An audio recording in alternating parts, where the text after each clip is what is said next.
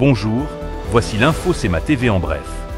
Une vaste opération policière a permis l'arrestation d'un individu soupçonné d'être à l'origine d'une série de fraudes visant des aînés à travers le Québec. Jean-François Gagnon, 34 ans, a été arrêté hier matin à Saint-Calixte dans l'Anaudière par les enquêteurs de la division des enquêtes sur les crimes économiques de la Sûreté du Québec. Son stratagème aurait fait pas moins de 55 victimes dans 29 villes différentes, causant un préjudice financier estimé à près de 200 000 $.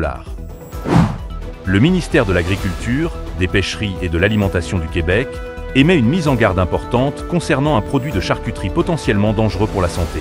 En collaboration avec l'entreprise ferme de la Durantais, située au 858 chemin des Pionniers Ouest à Cap-Saint-Ignace, le MAPAC recommande aux consommateurs de ne pas consommer un lot de jambon fumé, en raison d'un risque de contamination par la bactérie Listeria monocytogène. Le produit en question, vendu uniquement à l'établissement de la ferme de la Durantais, était emballé sous vide et vendu réfrigéré. Par mesure de précaution, l'exploitant a volontairement procédé au rappel du produit. L'euphorie des milieux d'affaires après l'élection de Donald Trump a laissé place à l'inquiétude. Lors d'un sommet organisé par l'université Yale, des PDG ont vivement critiqué ses politiques économiques. Un sondage révèle que 85% s'opposent aux droits de douane et 92% craignent une récession.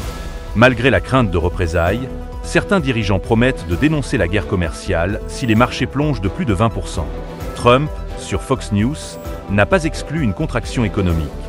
Les tensions persistent alors que l'administration impose de nouveaux tarifs douaniers. Au sport.